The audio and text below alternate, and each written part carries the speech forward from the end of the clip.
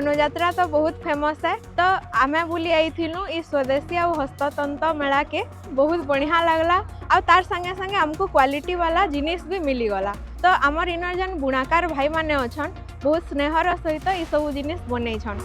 गोटे पटे बरगढ़ धनुଯାत्रा चली और गोटे पटे हस्ततंत्र मेला चली जो आम ओडिशार बुणाकार माने निज हाथ तैयारी बुणी शाढ़ी हो साल हो डिफरेंट कस्टमाइज्ड जो अच्छी ड्रेस हो सेगुड़ा सब आनी स्वदेशी कला को आम ओडिशा कहीं ओडिशा बाहर को नापी समस्ते इच्छा प्रकाश करने दरकार। एबे जो नया जगार एग्जिबिशन होची स्वदेशी मेला बोले ये मेला रे मते बहुत भल लगुच और सब भल भल जिनस आणिकी एठी से माने बिक्री कर सोसाइटी वाले यही भलिया गोटे बड़ आयोजन पाए मु जिला प्रशासन को धन्यवाद जनाऊँ।